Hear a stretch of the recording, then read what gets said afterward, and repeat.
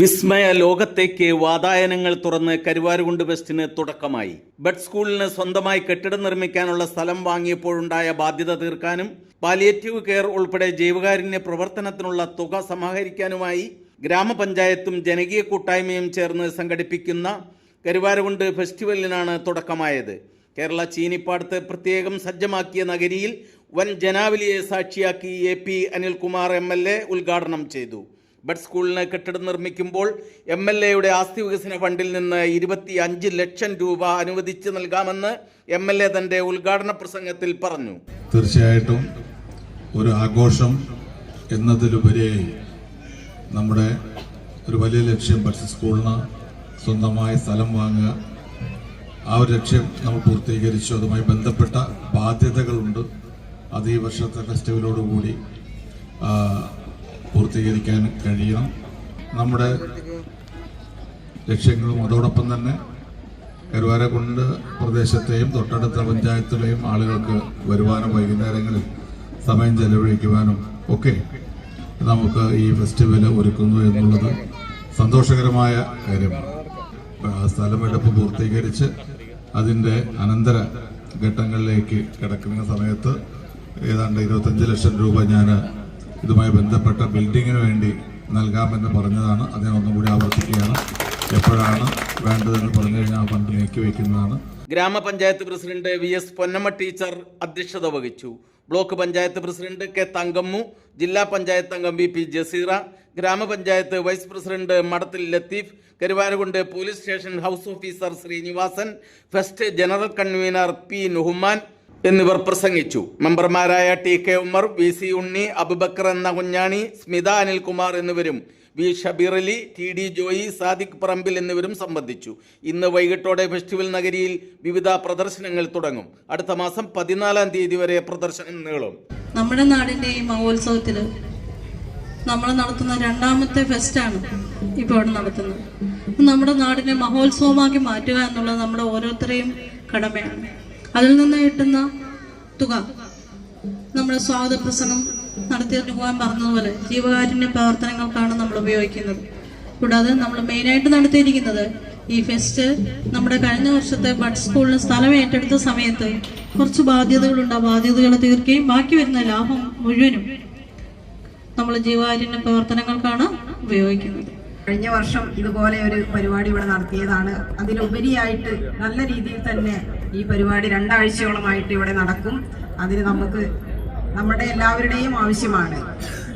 കാരണം ഈ ഒരു പരിപാടി കൂടുതലും വെച്ചിരിക്കുന്നത് എന്തിനാന്ന് വെച്ചാൽ നമ്മുടെ ജീവകാരുണ്യ പ്രവർത്തനങ്ങൾ, അതായത് ബഡ്സ് സ്കൂളിന്റെ പ്രവർത്തനവുമായി ബന്ധപ്പെട്ടാണ്. അതുകൊണ്ട് തന്നെ നമ്മുടെ ഈ പരിപാടി വിജയിപ്പിക്കേണ്ട ഓരോരുത്തരുടെയും കടമയാണ്, ഉത്തരവാദിത്തമാണ്. കഴിഞ്ഞ വർഷത്തെ പോലെ അല്ലെങ്കിൽ അതിനേക്കാൾ നന്നായി തന്നെ ഇത്തവണയും നമ്മുടെ പരിപാടി ഗംഭീരമായി നടക്കട്ടെ. നമുക്കറിയാം, കാരുണ്യ പ്രവർത്തനങ്ങളിൽ എന്നും കരുവാരക്കുണ്ട് എന്നും മുന്നിൽ തന്നെയാണ്. ഏത് പരിപാടികളെയും വിജയിപ്പിച്ച ചരിത്രമുള്ളവരാണ് കരുവാരക്കുണ്ടുകാർ. അതുപോലെ തന്നെ തൊട്ടടുത്ത പഞ്ചായത്തുകളും എന്നൊക്കെ ആളുകൾ അങ്ങനെ തന്നെയാണ്. എന്തായാലും ഈ ഉദ്ദേശ ലക്ഷ്യം പൂർത്തീകരിക്കാൻ സാധിക്കട്ടെ. ഇതിൻ്റെ എല്ലാ പ്രവർത്തകർക്കും ആശംസകൾ അറിയിച്ചു. ഇനിയുള്ള 2-3 ആഴ്ചകൾ കരുവാരക്കുണ്ടിൻ്റെ ഒരു ഉത്സവമായി മാറട്ടെ എന്ന് മാത്രം ആശംസിക്കുന്നു. ക്രമസമാധാന പ്രശ്നങ്ങളൊന്നുമില്ലാതെ വളരെ ഭംഗിയായി ഈ കാർണിവൽ നടത്തുവാൻ സംഘാടകർക്കും ഈ നാട്ടുകാർക്കും കഴിയട്ടെ എന്ന് പ്രാർത്ഥിക്കുന്നു. കരുവാരക്കുണ്ട് ഗ്രാമപഞ്ചായത്തിന്റെ നേതൃത്വത്തിൽ കരുവാരക്കുണ്ടിലെ മുഴുവൻ ജനങ്ങളെയും അണിനിരത്തിക്കൊണ്ട് കരുവാരക്കുണ്ടിലെ സർവകക്ഷി യോഗ തീരുമാനപ്രകാരം കാരുണ്യത്തിന്റെ മഹോത്സവത്തിന് ഇന്ന് തിരിതെളിയുകയാണ്. കരുവാരക്കുണ്ടിന്റെ ഒരു സാംസ്കാരിക ഉത്സവം എന്നുള്ള നിലക്ക് വരും കാലങ്ങളിലൊക്കെ നമ്മളെ എല്ലാവരുടെ ഒരു പൊതു ഇടം സൃഷ്ടിക്കുക, നമ്മുടെ കലാപ്രകടനങ്ങൾ നമ്മുടെ കലാ ആസ്വാദകർക്ക് അവരുടെ മുമ്പിൽ പ്രദർശിപ്പിക്കുവാനുള്ള അവസരങ്ങൾ സൃഷ്ടിക്കുക എന്നൊരു ലക്ഷ്യം മുൻനിർത്തിയാണ് കരുവാരക്കുണ്ട് ഗ്രാമപഞ്ചായത്ത് ഈ ഒരു ഉദ്യമത്തിന് നേതൃത്വം നൽകുന്നത്.